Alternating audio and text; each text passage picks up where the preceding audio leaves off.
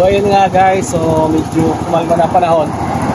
So try natin tingnan kung ano yung sitwasyon ng diet ngayon dahil tayo pupunta sa sentro kasi bibili din tayo nung ilan natin pangangailangan sa SM Supermarket or kung sa mga grocery. Samahan nyo kami na mag-ala. Tingnan natin yung sitwasyon kung baha pa ba or hindi na. So ayan, tara, let's go! At nandito nga tayo guys sa may Lourdes College. So ayan, dami mga tao dito ngayon. Hindi ko alam kung bakit. Maraming mga kabataan na nandito. So ayan guys, pupunta tayo dito sa may SM City dahil kagabi ay talagang bahang-baha dito. So titingnan natin. At ito na nga ang sitwasyon dito sa SM City.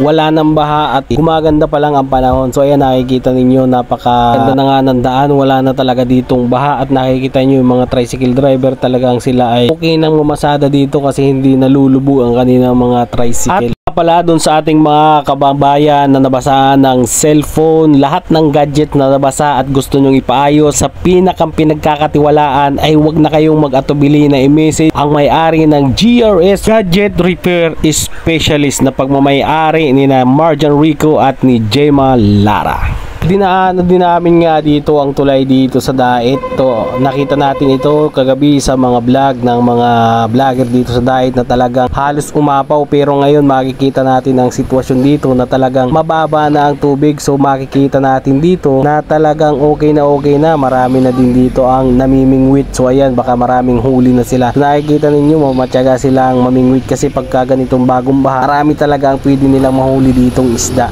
So ayan guys, napakaganda na ng level ng tubig dito at mababa na. So titingnan pa natin yung ibang mga lugar dito sa Dait, kung ano pa ba yung mga lugar na lubog pa sa baha. Maraming lugar dito sa Dait ang talagang medyo mababa ang posisyon at maski hibas na sa ibang lugar, dito ay talagang mataas pa. So ito, isa sa lugar na ating pupuntahan ay dito nga sa may J. Lukban.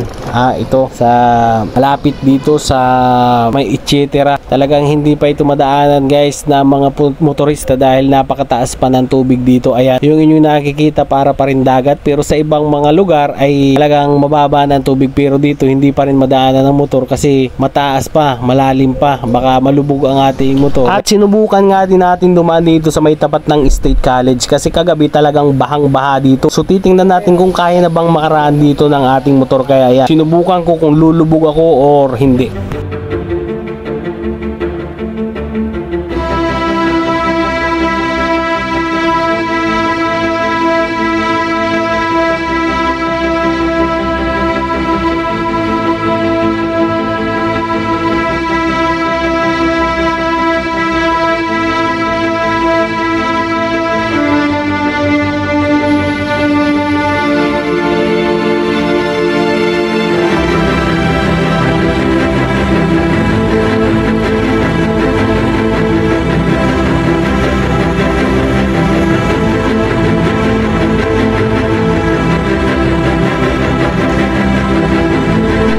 At pinasyalan ko din ang ilang lugar dito sa Pasig, kagaya ng Urbano na talagang lumubog din sa baha kagabi. Subalit sa mga oras na ito ay medyo humupa na ang baha dito, kaya ang mga tao dito ay abala na sa paglilinis ng kanilang mga bahay na natamaan ng baha.